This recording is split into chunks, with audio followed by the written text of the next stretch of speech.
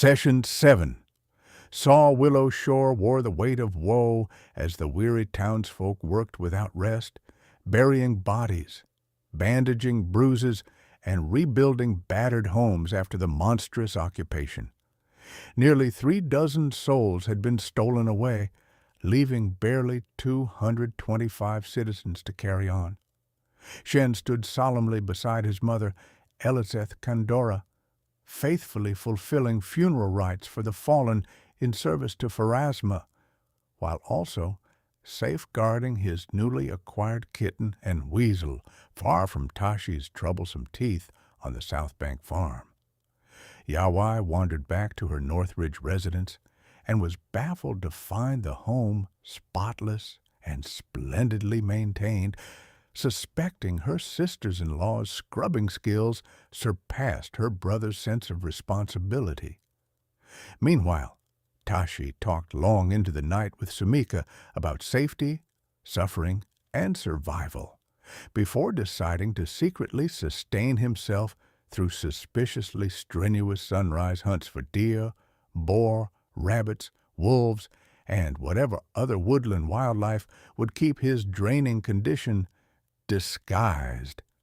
Hiru tirelessly took on escort and delivery duties across Willow Shore, spreading spells and support wherever suffering surfaced, while a rhyming, roaming merchant named Shinzo suddenly strolled into town, selling supplies and speaking in sing-song couplets that quickly caught the reenactment group's curiosity. The party spent the following day sorting spoils, selling scavenged equipment from Slane Jenkins and Nopabarabo, and securing supplies for the uncertain struggles ahead. Tashi traded trophies and pelts for precious elixirs of life, knowing ordinary healing harmed him more than helped him, while Shen earned admiration across Willow Shore by returning jewelry recovered from the Sunmi residence instead of pocketing the priceless prizes himself. While rummaging through recovered relics, the reenactment group rediscovered the last will and testament of Ching Mai Lai, revealing that whoever recovered the 2 pearls thrown into Fumayoshi's eyes would rightfully inherit the cerulean tea house. Shen recalled the twin ponds northwest of town, known by that very name, planting perilous possibilities in the party's minds. Shen later sought out Yongwu Shu at the Eternal Blaze Ironworks, commissioning cold iron and silver katanas forged from materials the group had gathered, while Yawai immediately suggested withholding Travis Sama's wages before he wasted them on foolish frivolities. Soon afterward, the group was summoned to the Lady of Souls Temple, where Granny Hu, Old Matsuki, and Elizeth Kandora reluctantly revealed they had united to seek salvation for Willow Shore. Convinced some supernatural spite tied to Governor Hayes' disappearance traced back to the cursed Canary Inn and the dying words of Fawn Hong Grui, the elders begged the reenactment group to ride southeast along the Duyue River and seek support from Commander Wen in Karahai. Though Shen stubbornly hated leaving before his swords were finished, the group accepted 4 precious horses from the elders, prompting Yawai's panicked proclamation. "These are the last 4 horses in the village. They must be kept safe." Their journey swiftly shifted from hopeful to horrifying.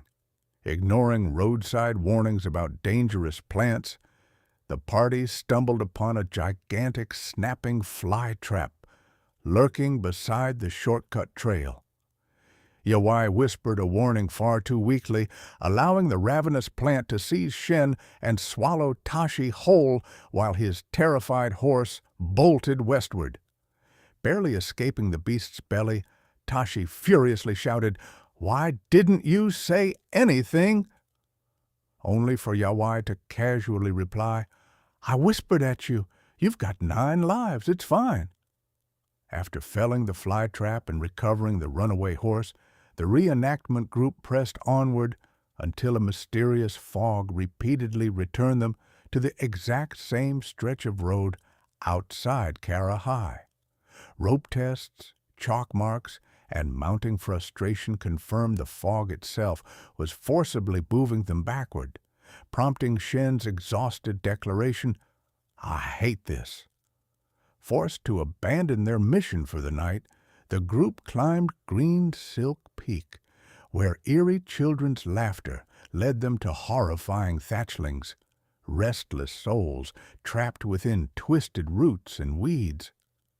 Guided by Shen's devotion to Pharasma, the party destroyed the creatures and granted their spirits peace before camping beneath breathtaking stars overlooking an untouched and seemingly thriving Cara High. Dawn brought no relief, however, as two surviving Jenkins ambushed the drained Tashi during his morning hunt, nearly murdering him before Shen on horseback and Yawai on foot.